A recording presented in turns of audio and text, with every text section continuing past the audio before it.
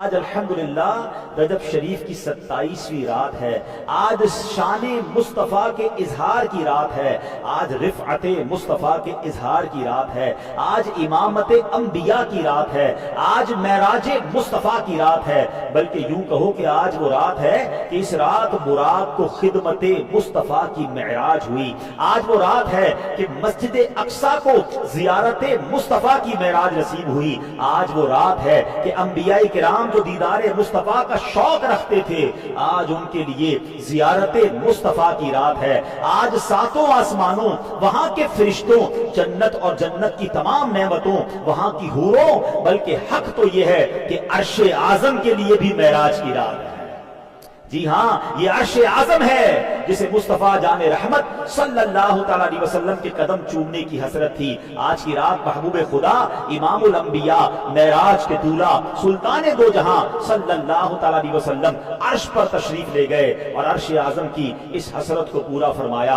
اے میرے پیارے اسلامی بھائیوں، اس سے پہلے کہ میں کچھ واقعہ معراج کی تفصیل اور اس سے ہم نے کیا سیکھنا ہے، آج ہم نے اس رات کے اس خوبصورت واقعے سے لے کر کیا جانا ہے، تھوڑا سا معراج کے واقعے کی خوبصورت حکمتوں کی طرف چلتے ہیں۔ It is not an ordinary journey، یہ کوئی نارمل سفر نہیں تھا، یہ ایک ایسا سفر ہے، یہ ایک ایسا انعام ہے جو کائنات میں کسی اور کو عطا نہیں کیا گیا۔ اسی لیے تو آج عشاقان مصطفیٰ بہت جھوم رہے ہیں۔ جب بھی معراج کی رات آتی ہے نا، آپ دیکھیں چہروں پر خوشی آ جاتی ہے۔ میں کئی چہروں کو مسکراتا ہوا ایک عجیب خوشی سے سرشار دیکھ رہا ہوں، اور کیوں نہ ہو 15ویں پارے کی پہلی آیت ہے، سبحان اللہ، جہاں معراج کے واقعے کا کیا شاندار انداز میں ذکر ہے۔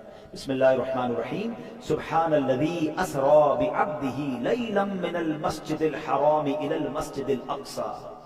ترجمہ کنز العرفان، آسان ترجمہ قرآن کنز العرفان، پاک ہے وہ ذات جس نے اپنے خاص بندے کو رات کے کچھ حصے میں مسجد حرام سے مسجد اقصی تک سیر کرایا۔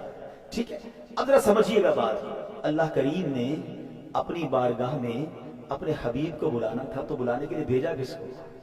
فرشتوں کے سردار ہیں، روح الامین، جبریل امین، وہ آ رہے نبی پاک کے پاس۔ اچھا کمال دیکھے کہ پیارے آقا تو آرام فرما رہے تھے، ام ہانی رضی اللہ تعالیٰ عنہ کے گھر نبی پاک آرام فرما رہے ہیں۔ اچھا اس معراج کی بہت ساری حکمتیں ہیں، میں پچھلے بیانات میں حکمت معراج پر بہت بات کر چکا ہوں، تو میں آج بہت زیادہ حکمتوں پر بات نہیں کروں گا، مگر ایک بڑی خوبصورت بات، یہ جو سال تھا نا، جس سال نبی پاک کو معراج کروائی گئی، ٹھیک ہے، اس کو عربی میں عام الحزن کہتے ہیں، غموں کا سال۔ اس سال بڑے غم لگے تھے نبی پاک علیہ السلام۔ حضرت خدیجہ کا انتقال اسی سال ہوا تھا، نبی پاک کے چچا ابو طالب کا انتقال بھی اسی سال ہوا۔ یہی وہ سال تھا جب نبی پاک کو طائف کے میدان میں معاذ اللہ پتھر برسائے گئے تھے۔ یعنی ہر طرف سے مشکلات، ہر طرف سے ڈیفیکلٹیز، غم۔ ہمارے یہاں کیا ہوتا ہے، ہمارے فیملی میں اگر کسی کو کوئی بڑا غم لگ جائے، ہمارے کسی فیملی ممبر کو کسی کا انتقال ہو جاتا ہے بعض اوقات، یا کسی بڑے حادثے سے کوئی گزرتا ہے، ٹراما میں ہوتا ہے، تو ہم کیا کرتے ہیں کہ یار اس کو ذرا تھوڑی سی کہیں سیر کراؤ، یا اس کو کوئی اچھا سا گفٹ دو، اس کو اس غم سے نکالنا ہے، مل کے ذرا اس کے اندر ہیپینس داخل کریں۔ یہ ٹراما میں ہے، یہ تکلیف میں ہے، ہم اپنے کسی قریبی ساتھی کو غم میں نہیں دیکھ سکتے، فیملی ممبر کو ہم غم میں نہیں دیکھ پاتے، ہم کہتے ہیں بڑا غمگین ہے یار، کچھ کرو اس کے لیے۔ آئے ہائے ہائے، اب سمجھو میرے رب کو اپنے حبیب سے پیار کیسا ہے۔ حبیب غمزدہ ہے نا صلی اللہ تعالیٰ علیہ وسلم، نبی پاک کے دل اقدس پر غم ہے۔ اس غم کا مداوع کیا کیا گیا کہ رب نے انہیں معراج عطا فرما دی، اپنا دیدار کروایا، اپنا مہمان بنایا۔ اور سنو، سواری کون سی بھیجی؟ دنیا کی کوئی سواری نہیں تھی، جنت کی سواری براق بھیجا گیا، نبی پاک کو براق پر سوار کروا کر۔ اچھا ٹریول کی سپیڈ کیا تھی؟ آج لوگ کہتے ہیں یار سپورٹس کار بڑی تیز چلتی ہے، ارے اس سے زیادہ جناب جاپان کی ٹرین بتاتے ہیں وہ 500 کلومیٹر پر آور کی 500 کلومیٹر کی رفتار سے چلتی ہے۔ ارے جناب بڑی فاسٹ ایئر کرافٹ آ گئے ہیں۔ سنو، یہ کیسا سپیڈی ٹریول تھا کہ نبی پاک اس رات مسجد اقصی بھی گئے، انبیاء کی امامت بھی کی، انبیاء سے ملاقات اور گفتگو بھی کی۔ پہلے آسمان پر پہنچے، وہاں نبیوں سے ملاقات، دوسرے، تیسرے، چوتھے، پانچویں، چھٹے، ساتویں آسمان، پھر سدرۃ المنتہا پر پہنچے، جہاں جبریل امین بھی پیچھے رہ گئے، کہتے حضور آگے میں بھی نہیں جا سکتا، کوئی آگے نہیں جا سکتا۔ اب اللہ کے حبیب علیہ السلام آگے جاتے ہیں اور سبحان اللہ رب کی بارگاہ میں پہنچ جاتے ہیں۔ جاتے ہیں, اللہ سے ہم کلام ہوتے ہیں, 50 نمازیں عطا ہوتی ہیں, پھر واپس آتے ہیں. طویل واقعہ ہے. حضرت موسیٰ کے کہنے پر پھر جاتے ہیں. لوگ کہتے ہیں نبی پاک کو ایک بار دیدار نصیب ہوا. ارے اس ایک رات میں کتنی بار دیدار نصیب ہوا کہ بار بار جاتے ہیں اور 5 نمازیں بھی کروا لی, جنت کے طبقات بھی دیکھے, دوزخ کے طبقات بھی ملاحظہ فرمائے, عذاب بھی دیکھے. یہ سارا ٹریول کر کے میرے آقا جب واپس آتے ہیں تو حدیث کی کتابوں میں لکھا ہے جس بستر کو چھوڑ کے گئے تھے وہ بستر ابھی بھی گرم تھا. وضو کیا تھا, پانی بہ رہا تھا. آقا واپس آئے, پانی اس وقت بھی بہ رہا تھا. جس دروازے کو کھول کر گئے تھے اس کی کنڈی جو ہے ابھی بھی ہل رہی تھی, اور نبی پاک واپس آ گئے. یہ سارے کام سیکنڈوں میں ختم ہو جاتے ہیں. آج ٹھنڈی رات آپ بستر سے اٹھیں, تھوڑی دیر بستر گرم رہتا ہے, اس کے بعد بستر نارمل ہو جاتا ہے. وضو کریں, پانی کتنی دیر بہتا ہے, چند سیکنڈ بہتا ہے, پھر رک جاتا ہے. دروازہ کھولو, کنڈی شاید چند سیکنڈ تک ہلتی ہے, پھر رک جاتی ہے. اس کا مطلب یہ ہوا کہ سرور کائنات یہ صدیوں کا سفر کر کے واپس آئے ہیں, مگر وقت وہیں رکا ہوا ہے, کائنات وہیں رکی ہوئی ہے. ارے سائنس کو اس سے بڑا جواب کیا ہو سکتا ہے کہ میرے حبیب نے وہ سفر کیا کہ جناب کائنات میں وقت ہی نہ گزرا اور یہ سارا ٹریول پورا ہو گیا. سبحان اللہ. اب عقل کہتی ہے, لاجک کہتی ہے کیسے ممکن ہے. میں اس کا جواب آپ کو عشق کی زبان میں دے دیتا ہوں. ہم سب گھڑی پہنتے ہیں, اس میں سیل ہوتا ہے نا, گھڑی سے سیل نکال دو تو گھڑی رک جاتی ہے. تھوڑی دیر بعد پھر سیل لگائیں تو ٹک ٹک ٹک کر کے چلنا شروع ہو جاتی ہے. ایسے ہی ہے نا. دراصل بات یہ ہے کہ میرے آقا اس کائنات کی جان ہے. وہ جو نہ تھے تو کچھ نہ تھا, وہ جو نہ ہو تو کچھ نہ ہو. کیوں؟ جان ہے وہ جہان کی, جان ہے تو جہان ہے. ارے جب کائنات کی جان ہی چلی گئی تھی تو کائنات رک گئی تھی. آقا سفر کر کے واپس آئے, کائنات نے پھر چلنا شروع کر دیا. تو یہ معراج ہے. ہاں, یہ شان ہے میرے آقا کی, یہ ٹریول کروایا گیا, یہ انعامات دیے گئے. جیسے یہ بھی بڑا ریلیونٹ کوسچن ہے کہ جب رب نے اپنے پاس بلانا تھا تو مسجد اقصیٰ کیوں لے جایا گیا؟ ڈائریکٹ نبی پاک آسمانوں کی طرف چلے جاتے, سدرۃ المنتہا پہنچ جاتے. بیت المقدس کیوں لے جایا گیا؟ سبحان اللہ. تو وہاں نبی پاک کے آپ کے شان اور آپ کے مقام کے اظہار کے لیے آپ کو بلایا گیا. کائنات کی سب سے عظیم جماعت, کائنات کی سب سے عظیم, یوں سمجھے کہ نبی پاک کو امامت عطا کرنی تھی. یہ کیسی نماز تھی, یہ کیسی جماعت تھی کہ سارے انبیاء مسجد اقصیٰ میں موجود ہیں اور صفے بنائے کھڑے ہیں. انتظار ہے امام کا, اور نبی پاک پہنچتے ہیں. جبریل امین نے نبی پاک کے ہاتھ مبارک کو پکڑا اور نبی پاک کو مصلی کی طرف بڑھا دیا. میرے آقا نے امامت فرمائی. صف بصف کھڑے ہیں انبیاء, مصطفیٰ امام ہو گئے. سبحان اللہ. یہ کیسی نماز تھی. سیدی اعلیٰ حضرت فرماتے ہیں نا, کہ فرماتے ہیں نماز اقصیٰ میں تھا یہی سر. سر کہتے راز کو. کیا راز تھا؟ نماز اقصیٰ میں تھا یہی سر. ایاہ مانائے اول آخر, پتا چل جائے دنیا کو کہ کون اول ہے کون آخر ہے. دست بستہ پیچھے حاضر جو سلطنت آگے کر گئے تھے. یعنی بڑے بڑے انبیاء جو سلطنت کر کے گئے, مگر میرے نبی کے پیچھے ہاتھ باندھے کھڑے ہیں. پوری دنیا کو یہ میسج دینا تھا کہ آپ امام الانبیاء ہیں, آپ خاتم الانبیاء ہیں, آپ کا جو مرتبہ ہے وہ کائنات میں کسی اور کا نہیں ہے. اور سبحان اللہ, یہاں نبی پاک کو نماز کے بعد پیاس محسوس ہوئی. اب ذرا سمجھیے. تو اب جبریل امین نے 2 پیالے پیش کیے آپ کی بارگاہ میں, 2 پیالے پیش کیے گئے, ایک دودھ کا اور ایک پاکیزہ شراب کا, کہ دونوں میں سے کچھ بھی چوز کر لیں.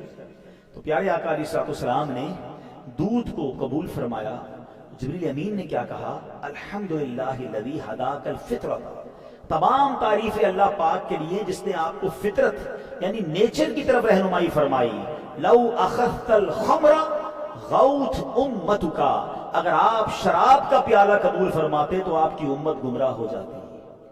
نبی پاک نے دودھ کو سلیکٹ کیا. علماء نے اس میں بہت خوبصورت گفتگو لکھی ہے کہ سبحان اللہ, ہم اس نبی کے امتی ہیں. پیارے آقا علیہ السلام نے امت پر کرم فرمایا, دودھ کا پیالہ قبول فرمایا اور امت کو گمراہی سے بچا لیا. اب ہمیں کیا سیکھنا ہے کہ یہ امت فطرت پر قائم رہنے والی امت ہے. لہذا ہم سب پر لازم ہے کہ ہم فطرت پر قائم رہیں. اے میرے پیارے اسلامی بھائیوں, اب آگے چلتے ہیں. سفر معراج میں ایک تو فطرت کے بارے میں سیکھنے کو ملا کہ ہمیں فطرت پر باقی رہنا ہے. پھر فرمایا کہ سفر معراج میں یہ ایکچولی سفر جو تھا نا یہ علم دین حاصل کرنے کے لیے سفر تھا.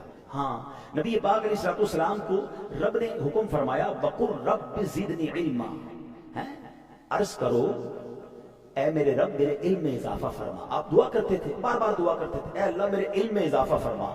تو سبحان اللہ یاد رکھیے کہ یہ ایک ایسا سفر تھا، اس میں نبی پاک کو ایک ایسا علم عطا کرنا تھا جس کا علم کائنات میں کسی کو بھی نہیں تھا کہ سدرۃ المنتہا سے آگے کیا ہے.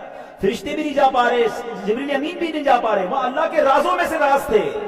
تو نبی پاک کو ایک ایسا علم عطا کرنا تھا جو کائنات میں کسی اور کو نہیں تھا. چونکہ نبی پاک دعا کرتے تھے کہ اے اللہ مجھے میرے علم میں اضافہ فرما، تو رب نے اپنے حبیب کے علم کی وسعتوں کو بڑھانے کے لیے انہیں معراج کا سفر عطا فرمایا، سدرۃ المنتہا سے بھی آگے بلایا. اور سنو کتنا علم دیا پیارے آقا علیہ الصلوۃ والسلام کو رب نے، کون کون سے علوم عطا فرمائے. خود قرآن میں فرمایا فَأَوْحَا إِلَىٰ عَبْدِهِ مَا أَوْحَا، پھر اس نے اپنے بندے کو وحی فرمائی جو اس نے وحی فرمائی، یعنی جو اس نے فرمانا تھا، جو عطا فرمانا تھا اپنے بندے کو عطا فرمایا. سبحان اللہ، یعنی کیا راز کی باتیں ہوئی، کیسے کیسے علوم عطا کیے گئے، اس کے بارے میں عقل تو گم ہو جاتی ہے. اے میرے پیارے اسلامی بھائیوں، نبی پاک علیہ الصلوۃ والسلام خود فرماتے، سنو علم کیسا ملا، کہ میں جب پردہ غیب میں پہنچا تو میرے منہ میں ایک قطرہ ٹپکایا گیا جو برف سے زیادہ ٹھنڈا اور کستوری سے زیادہ خوشبودار تھا. اس قطرے میں اولین و آخرین یعنی اگلے پچھلوں کا علم تھا جو میرے دل میں ڈال دیا گیا. ہائے ہائے ہائے سبحان. اس مفہوم کی ایک اور حدیث پاک ترمذی شریف میں ہے جس میں پیارے آقا علیہ الصلوۃ والسلام نے فرمایا مشرق و مغرب یعنی ایسٹ اینڈ ویسٹ کے درمیان میں جو کچھ ہے وہ سب میں نے جان لیا. اچھا اب عجیب و غریب ڈیبیٹ ہوتی ہے آج کل، پتہ نہیں کیوں لوگ کنفیوژن پھیلاتے ہیں. اچھا دو باتیں کر لیتا ہوں، چلے ماشاءاللہ سفر معراج کی باتیں تو جاری ہیں، کچھ عقیدے کی بھی کلیریفیکیشن، کچھ کنفیوژن کی بھی کلیریفیکیشن ہونی چاہیے. اچھا جب شب معراج آتی ہے نا، ماشاءاللہ ہماری مسجد فل ہے، اور کیوں آئے ہیں آپ سب؟ آپ کو نبی پاک سے محبت ہے. آج کی رات آپ خوش ہیں، عاشقان رسول کے چہرے جھوم رہے ہیں. آج اسی بات ہے، کہتے ہیں ہم بھی ہواؤں میں اڑ رہے ہیں کہ ہمارے آقا پر ایسی مہربانی ہوئی ہے اور ہم ان کے امتی ہیں. اور ہونا بھی یہی چاہیے، جس سے پیار ہو اس کے ہر عروج سے پیار ہوتا ہے. مگر آج کی رات بھی کچھ لوگ کنفیوژن پھیلا رہے ہوتے ہیں کہ جناب یہ جو معراج تھی نا یہ فزیکل نہیں تھی، یہ تو خواب میں ہوئی تھی. ٹھیک ہے جناب، پتہ نہیں کیا پرابلم ہے، جب بھی نبی پاک کی شان بیان ہوتی ہے کچھ لوگوں کو ٹینشن شروع ہو جاتی ہے. اچھا یہ جھگڑا آج سے نہیں ہے، یہ پرابلم اسی زمانے سے ہے. اب میں آج کلیئر کر دیتا ہوں آپ کو، بچے نوجوان کافی سارے آئے ہیں. 27 رجب کی صبح نبی پاک علیہ الصلوۃ والسلام نے کلیم کیا اہلیان مکہ کو جمع کر کے، صحابہ کرام بھی تھے اور اس زمانے میں کفار بھی تھے. اتنا اسلام تو پھیلا نہیں تھا، کفار زیادہ تھے، مسلمان تھوڑے تھے. تو نبی پاک نے کلیم کیا کہ میں رات کے تھوڑے حصے میں بیت المقدس بھی ہو کر آیا ہوں، آسمانوں کی سیر بھی کر کے آیا ہوں. تو صحابہ تو انجوائے کرنے لگے، خوش ہو گئے، وہ تو ایمان رکھتے تھے نبی پاک پر. مگر کفار مکہ میں ابو جہل کو یہ پتہ چل گیا، کہتا واقعی آپ رات کے تھوڑے حصے میں ہو کر آ گئے. کہاں اگر میں اور لوگ جمع کر لوں تو یہی دعویٰ آپ ان کے سامنے بھی کر دیں گے. نبی پاک نے فرمایا بالکل کر دوں گا. اس بدبخت نے کیا کیا، مکے کے دوسرے کفار کو جمع کیا. سنو آؤ آؤ، جو اللہ کا نبی اپنے آپ کو کہتے کیا کہہ رہے ہیں، جیسے نبی پاک کو ذرا دوبارہ فرمائیے. پیارے آقا نے وہی فرمایا کہ میں رات کے تھوڑے حصے میں بیت المقدس سے ہو کر آ گیا. حدیث کا خلاصہ بیان کرا. اور انہوں نے زور زور سے ہنسنا شروع کر دیا، مذاق اڑانا شروع کر دیا. نبی پاک یہ پاسبل ان کو نہیں لگتا تھا، کیونکہ فزیکلی وہ ٹریول کتنا تھا. اب میں آپ کو اس طرح سمجھاتا ہوں کہ آپ کو عشاء کی نماز میں اس مسجد میں کوئی بندہ امام صاحب کو ملے، امام صاحب کیسے ہیں، ٹھیک ہیں، اور پھر فجر میں آ کر کہے کہ امام صاحب رات میں امریکہ گیا تھا اور فجر میں آ گیا ہوں. تو امام صاحب کہیں گے جہاز میں بھی جائے گا تو 15 گھنٹے جانے کے 15 گھنٹے آنے کے، رات میں چلا گیا واپس بھی آ گیا، لاجیکلی تو سمجھ نہیں آ رہا ہے. اچھا اگر وہ بندہ یہ کہے کہ امام صاحب میں خواب میں امریکہ گیا تھا اور فجر میں واپس آ گیا ہوں، امام صاحب کہیں گے کوئی بات نہیں، میں بھی رات گھومتا ہی رہتا ہوں، میں مدینے جاتا ہوں تو امریکہ چلے گئے. خواب میں تو سارے جاتے ہیں نا، ٹینشن تو نہیں ہے نا، امام صاحب کو بھی کوئی ٹینشن نہیں، نمازی کو بھی کوئی ٹینشن نہیں. اب مزے کی بات بتاؤں، یہ ابو جہل نے جو جھگڑا کیا نا، یہ جھگڑا ہی ہمارا آنسر ہے. میں آپ سب اچھا پہلے میں جھگڑے کی اور ذرا تفصیل بتا دوں. پہلے تو اس نے خوب ہنگامہ کیا. اب اس کے دماغ میں خیال آیا کہ نبی پاک کے بہت قریبی ساتھی ہیں ابو بکر صدیق رضی اللہ تعالیٰ. اچھا وہ اس کانورسیشن میں اس وقت یہاں موجود نہیں تھے، اپنے گھر میں تھے. آج چلتے ہیں ابو بکر کو بہکا کے آتے ہیں. کچھ لوگ پہنچ گئے صدر صدیق اکبر کے دروازے پر، دروازہ کھٹکھٹایا. آپ نے دروازہ کھولا، کہا اے ابو بکر بڑے بزنس مین بنتے ہو، تمہاری عقل کے بڑے چرچے ہیں، تمہیں پتہ ہے تمہارے نبی کیا کہتے ہیں؟ کہا کیا فرماتے ہیں؟ کہ وہ کہتے ہیں رات کے تھوڑے حصے میں بیت المقدس ہو کر آ گئے. اچھا میں کنفیوژن دور کر دوں نوجوانوں کی کہ کیا واقعی اتنا دور تھا کہ آ نہیں سکتا تھا کوئی؟ اس زمانے میں مکے سے بیت المقدس جانا 1 مہینے کا راستہ تھا. اگر گھوڑے پہ بھی جاتے, اونٹ پہ بھی جاتے, اور تو کوئی ٹریول تھا نہیں نا. 1 مہینہ جانا 1 مہینہ واپس, لاجیکلی تو پاسبل نہیں تھا. جیسے ہم سوچ رہے ہیں کہ عشاء پڑھ کے امریکہ بھی گیا اور واپس آ گیا, وہ تو 1 مہینے کا راستہ تھا. حضرت ابوبکر صدیق کو جب کہا کہ اے ابوبکر پتہ ہے تمہارے نبی کیا کہتے ہیں؟ کیا فرماتے ہیں؟ کہ فرمایا رات کے تھوڑے حصے میں بیت المقدس سے ہو کر آ گئے ہیں. صدیق اکبر نے کہا کیا واقعی میرے نبی ایسا کہتے ہیں؟ اچھا ہو سکتا ہے جو سوال کرنے گیا اس نے کہا جناب آج لگتا ہے تیر نشانے پہ پڑا ہے, ابوبکر معاذ اللہ ہل جائیں گے. کہاں یہی کہہ رہے ہیں رات کے تھوڑے حصے میں بیت المقدس ہو کر آئے ہیں.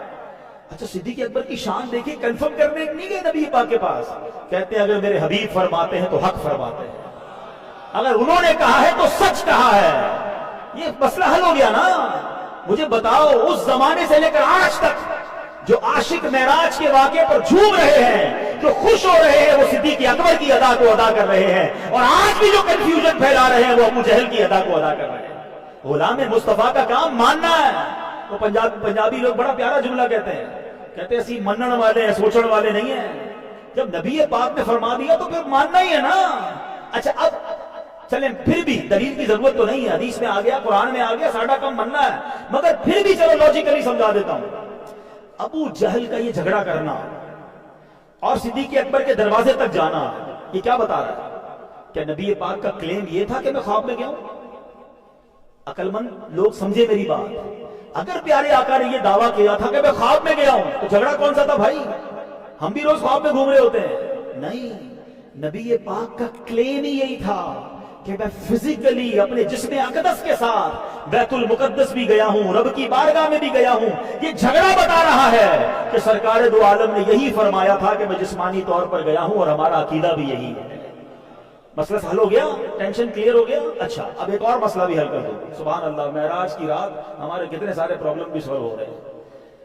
زندگی میں آپ کے پاس ہر انسان کے کچھ سیکریٹس ہوتے ہیں, کچھ راز ہوتے ہیں, بندہ چھپا کے رکھتا ہے, اور رکھنا بھی چاہیے. ہر کسی کو نہ بتا دیا کرو, پھر بعد میں خود ہی پریشان ہوگی کہ بندہ راز دل بتا کر, وہ کہتے ہیں نا کیا ہے وہ, گل سے بو نکل جاتی ہے تو بیکار ہوتا ہے, اور راز دلی کسی کو بتا کر بشر جو ہے وہ بعض اوقات خار ہوتا ہے. نہ بتایا کرو ہر راز کسی کو, لیکن آپ کا کوئی سب سے بڑا سیکریٹ ہے, سب سے بڑا, کسی کو نہیں بتایا, اور آپ کا کوئی اتنا کلوز ہے, اتنا پیارا ہے کہ آپ اپنی زندگی کا سب سے بڑا راز اسے بتا دیں. جب آپ سب سے بڑا راز بتا دیں تو کیا چھوٹی چھوٹی باتیں چھپائیں گے اس سے؟ یا تو بتائیں گے نہیں. اور اگر آپ سب سے بڑا سیکریٹ بتا دیں گے تو باقی چھوٹی بھی باتیں تو نارمل ہو جائیں گی نا. لوگ کہتے ہیں نبی پاک کے پاس علم غیب تھا یا نہیں تھا؟ علم غیب تھا, اسی بحث میں پڑے ہوئے. اللہ کے بندوں اور کام کرو نا یار. اللہ کے حبیب علیہ الصلوۃ والسلام کی شان کم کرنے میں تمہیں ٹائم ملتا ہے؟ میں آپ سے پوچھتا ہوں, دنیا کا سب سے بڑا علم غیب کیا ہے؟ دنیا کی سب سے بڑی غیب کیا ہے؟ وہ خود رب کی ذات ہے. اللہ سے بڑا کوئی غیب, کیونکہ دنیا میں کسی نے نہیں دیکھا نا. What is the meaning of غیب؟ ان سین نالج, جس کو کوئی نہیں دیکھ سکتا. غیب اسی کو کہتے ہیں نا, چھپی ہوئی چیز. تو سب سے بڑا غیب خود رب کی ذات ہے. مجھے ایک بات بتاؤ, رب نے اپنے حبیب کے سامنے اپنے آپ کو نہیں چھپایا, اپنا دیدار کرا دیا, تو پھر کون سا غیب چھپانا ہے؟ یہ پوری بات اعلیٰ حضرت نے کہتے ہیں نا, عقیدہ علم غیب میرے رضا نے ایک شعر میں سمجھا دیا ہے. وہ فرماتے ہیں اور کوئی غیب کیا تم سے نہا ہو بھلا. نہا کہتے ہیں چھپنا. حضور اور کون سا غیب آپ سے چھپ سکتا ہے؟ اور کوئی غیب کیا تم سے نہا ہو بھلا, جب نہ خدا ہی چھپا تم پہ کروڑوں درود. جب خدا نے اپنے آپ کو آپ کے سامنے ظاہر کر دیا تو رب نے اور کیا چھپانا ہے؟ تو سبحان اللہ, رب نے اپنے حبیب کو بہت کچھ عطا فرمایا ہے, بہت سارے غیب کے علوم عطا فرمائے. ہاں یہ فرق سمجھنا ہوگا, جو لوگ کنفیوز ہوتے ہیں علم غیب میں. اللہ کے پاس جو علم ہے نا وہ اس کا اپنا ہے, ذاتی ہے. رب نے کسی سے علم نہیں لیا ہے, یہ فرق سمجھ لو. اور اللہ کے نبی کو رب نے جو علم دیا ہے وہ اللہ نے عطا فرمایا. جتنا رب نے عطا فرمایا اتنا عطا فرمایا. تو یہ کمپیریزن نہیں ہے, یہ معاذ اللہ سے ملانا نہیں ہے. باپ بیٹے کو جو بھی دے وہ بیٹے نے باپ سے لیا ہے. خدا نہ خواستہ نبی پاک اور اللہ کے بارے میں یہ بلا تمثیل سمجھا رہا ہوں, دنیا کی مثال کے ذریعے سمجھا رہا ہوں کہ اگر باپ یا سیٹھ اپنے نوکر کو یا باپ اپنے بیٹے کو کچھ دیتا ہے تو وہ دیتا ہے, ہوتا اس کا ہے. اللہ نے تو کسی سے نہیں لیا نا، وہ اس کا ذاتی ہے، وہ جتنا عطا فرمائے جس کو عطا فرمائے، پرابلم کیا ہے کسی کو؟ سبحان اللہ. تو یہ بات امید ہے کہ کلیئر ہو گئی. اب ہم آتے ہیں واپس. تو اب نبی پاک علیہ الصلوۃ والسلام جب اس سفر پر تشریف لے گئے اور بہت کچھ علم بھی عطا فرمایا گیا، نبی پاک کو بہت ساری عطائیں عطا فرمائی گئی، وہاں نبی پاک علیہ الصلوۃ والسلام نے کچھ مناظر بھی دیکھے. یہ بہت زیادہ ہے سمجھنے کا کہ نبی پاک علیہ الصلوۃ والسلام نے کیا دیکھا کہ اللہ کے حبیب علیہ الصلوۃ والسلام جب سفر معراج کی رات گئے تو آپ نے دیکھا کہ ایسے لوگوں کے پاس تشریف لے گئے جن کے سر پتھر سے کچلے جا رہے تھے. جب بھی انہیں کچل دیا جاتا وہ دوبارہ درست ہو جاتے. یہ سلسلہ یوں ہی چلتا رہا. نبی پاک نے ارشاد فرمایا جبریل یہ کون لوگ ہیں؟ ارشاد عرض کرتے ہیں حضور یہ وہ لوگ ہیں جن کے سر نماز پڑھنے سے بوجھل یعنی بھاری ہو جاتے ہیں، یہ فرض نماز بھی چھوڑ دیتے تھے. تو نبی پاک نے جہاں جنت کے طبقات دیکھے نا، وہ دوزخ کے عذاب بھی دیکھے. اور اس رات پتہ ہے آپ کو تحفہ کیا ملا ہے؟ اگین جب آپ کا بہت پیارا آپ کے قریب آئے، آپ کے گھر آئے، آپ کے پاس آئے، تو آپ اپنا سب سے پیارا تحفہ دیتے ہیں. اللہ کے حبیب ہے نا نبی پاک علیہ الصلوۃ والسلام، اور رب نے اپنے پاس بلا کر تحفہ کون سا دیا؟ بتاؤ نا. آج کی رات نماز کا تحفہ ملا ہے. اچھا ایک اور نماز کی اہمیت سمجھو. جتنے ہم پر فرائض ملے نا ہمیں، فرض کا اور بھی فرض ہے نا، روزہ بھی فرض ہے، زکوٰۃ بھی فرض ہے، حج بھی فرض ہے. یہ کہاں حکم آیا؟ زمین پر. جبریل امین حکم لے کر آئے، مگر آئے کہاں؟ آقا کی بارگاہ میں زمین پر حاضر ہو کر حکم پیش کیا. یہ سارے فرائض زمین پر ملے ہیں، مگر نماز کدھر بلا کے دی ہے؟ سوچو، اپنے پاس بلا کر رب نے دی ہے. تو اس کی اہمیت کتنی ہوگی. اور سبحان اللہ نماز فرض کتنی ہوئی تھی؟ یہ پتا ہے نا کتنی ہوئی تھی؟ 50. یہ بھی آج سمجھ لو یہ حضرت موسیٰ کی مہربانی تھی. اللہ کے نبی جب نمازیں لے کر واپس آ رہے ہیں اور اس کے حضور کیا تحفہ ملا ہے؟ فرمایا 50 نمازیں. کا حضور آپ کی امت نہیں پڑھ سکے گی، مجھے پتا ہے بنی اسرائیل کے ساتھ میں رہا ہوں، آپ واپس جائیں کچھ کم کروا کے لائیں. اللہ کے حبیب واپس جاتے ہیں، 45 ہو جاتی ہے. حضور کیا ہوا؟ کا 45. حضور یہ بھی زیادہ ہے، واپس جائیں. واپس جا رہے ہیں 40، پھر آئے، پھر عرض 35، آنا جانا 5 رہ گئی. تو حضور واپس جائیں، یہ بھی نہیں پڑھ سکے گی. اللہ کے حبیب فرماتے ہیں مجھے شرم آتی ہے آپ کی بارگاہ میں جانے سے. اور سنو پھر مہربانی کیا ہوئی؟ ارشاد ہوا لا تبدیل لکلمات اللہ. اے محبوب ہمارے کلمات تبدیل نہیں ہوتے، تیری امت نے نمازیں 5 پڑھنی ہے، ثواب 50 کا ہی عطا کیا جائے گا. ہائے ہائے ہائے. اچھا پھر چلو تھوڑا سا اس معاملے کو بھی ڈسکس کر لیتے ہیں کہ حضرت موسیٰ کا یہ ریکویسٹ کرنا کہ حضور آپ بار بار جائیں. کچھ لوگ کہتے ہیں کوئی اور مدد نہیں کر سکتا، کوئی اور واسطہ بیچ میں نہیں ہونا چاہیے. تو حضرت موسیٰ کی مدد کے بغیر تو پھر انہیں 50 نمازی پڑھنی چاہیے. ہم تو مانتے ہیں کہ وہ دنیا سے پردہ فرما گئے تھے نا. نبی پاک کی معراج جب ہوئی تو حضرت موسیٰ اس دنیا میں تھے نہیں تھے نا. پیارے آقا تو آخری نبی ہیں، وہ تو سینکڑوں ہزاروں سال پہلے دنیا سے چلے گئے. عالم ارواح میں انہوں نے مدد کی، نبی پاک کو مشورہ دیا. ارے آج 50 سے 5 نمازیں اس شخصیت کے مشورے کی وجہ سے ہیں جو دنیا سے پردہ فرما گئے. آپ کہتے ہیں مرنے کے بعد جناب کوئی اللہ کی عطا سے کچھ نہیں کر سکتا. تو ٹھیک ہے آپ 50 نمازیں پڑھیں بھائی، ہم تو 5 پڑھتے ہیں. اپنے بیان کو کنکلوڈ کر رہا ہوں. باتیں یقین کریں اتنی ہیں اور ایسا مزہ آ رہا ہے مجھے تو یہ بیان کرنے میں کیونکہ میرے نبی کی باتیں ہو رہی ہیں. مگر مجھے اندازہ ہے عشاء کے بعد سے بیٹھے ہیں، اب میں 5 7 8 منٹ میں اپنی بات پوری کر لوں گا. اب میں میسج کی طرف آ رہا ہوں، لیکن پہلے ایک بڑی عشق والی بات، یہ میں نے کہیں پڑھی نہیں ہے لیکن میں 2-3 دن سے بیان کر رہا ہوں تو خود ہی دل میں آئی اور امید ہے کہ بات ٹھیک ہے. علماء بیٹھے، غلطی ہوگی تو میری اصلاح فرما دیں گے. ہم بندے ہیں، ٹھیک ہے نا. حضرت میرے آقا علیہ السلام نے رب کا دیدار کیا، ٹھیک ہے، کتنی بڑی شان ہے. مگر کہیں دل کے کسی کونے میں خیال نہیں آتا کہ یار جس رب نے ہمیں بنایا ہم بھی تو اس کو دیکھیں. تمنا تو ہے، قابل نہیں ہے، پتہ ہے نا ہماری اوقات ہے، مگر ہم خیال تو کر سکتے ہیں نا کہ رب کی ذات کیسی ہوگی. اللہ کے حبیب نے بات بھی کی، دیدار بھی کیا، کبھی ہم بھی اپنے رب کو دیکھیں. آپ کو پتہ ہے نبی پاک علیہ السلام نے ہمارا انتظام بھی کر دیا. ہاں ایسے آقا ہیں، اتنا پیار ہے اپنی امت سے. یہ جو نماز لائے نا، پتہ ہے نماز کے بارے میں نبی پاک نے کیا فرمایا؟ خود کہاں گئے تھے معراج کو، آ کر نماز لائے، فرمایا نماز مومن کی معراج ہے. اچھا ہم کہیں گے یار معراج تو ہے مگر دیدار کہاں ہے؟ نماز معراج تو فرمائی مگر اللہ کا دیدار کہاں ہے؟ اب حدیثیں پڑھو. نماز کے فضائل میں لکھا ہے کہ جو بندہ پابندی سے نماز پڑھے گا قیامت کے دن اسے اللہ کا دیدار کروایا جائے گا. ہائے ہائے، دیدار کرنا ہے نا رب کا. پیارے آقا نے معراج کی رات کیا، اگر آپ کو بھی کرنا ہے، مجھے بھی کرنا ہے، تو فارمولا یہ ہے کہ نماز کو پکڑ لینا ہے.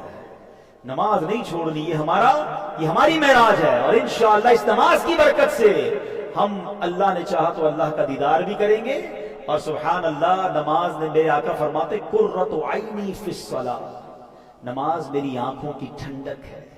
جو واقعی نبی پاک سے محبت کرتا ہے نا، اس کی نماز قضا نہیں ہو سکتی۔ جو قضا کرتے ہیں اس کا آپ نے عذاب بھی سن لیا، ہمارے سر میں تھوڑی سی چوٹ لگ جائے تو جان نکل جاتی ہے، وہ فرشتے سر کچل رہے ہیں اس کا، اور بار بار کچل رہے ہیں۔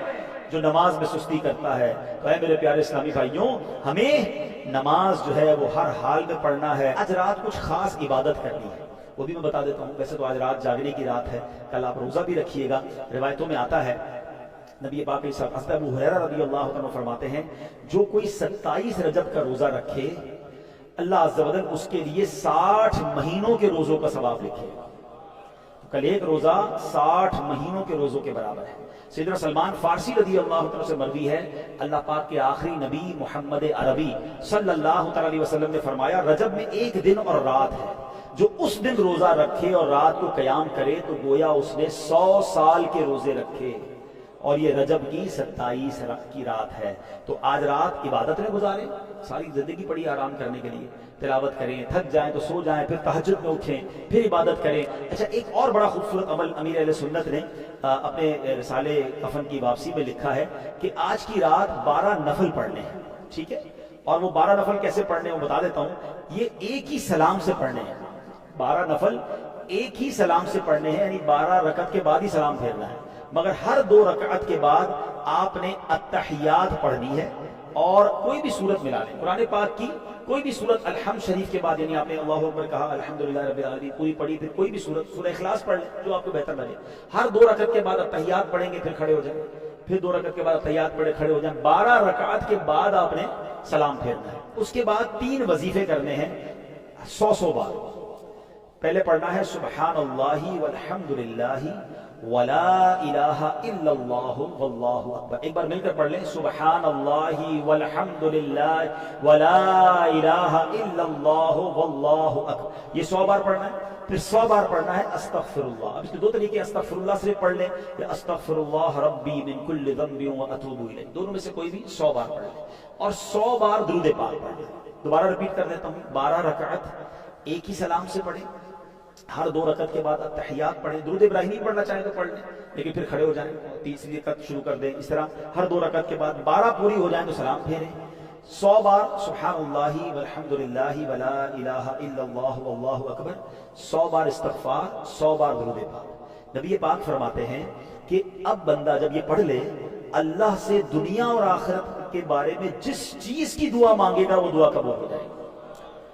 ہاں، گناہ کی دعا مانگے گا تو دعا قبول نہیں ہوگی۔ 12 رکعتیں پڑھنی ہیں، یہ 3 وظیفے بھی کرنے ہیں، اور کل کا روزہ بھی رکھنا ہے۔ یہ پورا پیکج سمجھ لیں۔ حدیث میں یہ سب فرمایا کہ جو یہ رکعتیں پڑھے، 27 رجب کا روزہ رکھے، اور پھر اللہ پاک سے جو دعا مانگے دنیا اور آخرت کے لیے وہ دعا قبول ہوگی۔ تو یہ برکت کی رات، یہ نوافل بھی پڑھیں، کل کا روزہ بھی رکھیں، اور کل اپنے وطن کے لیے بھی دعا کریں، اللہ ہمارے وطن کو خیر، برکتیں اور عافیتیں نصیب فرمائے، ہمارے وطن کو سنتوں کا گہوارہ بنا دے۔ تو الحمدللہ، چند باتیں تھیں، اس پر عمل کیجئے گا۔ اللہ پاک ہم سب کو عمل کرنے کی توفیق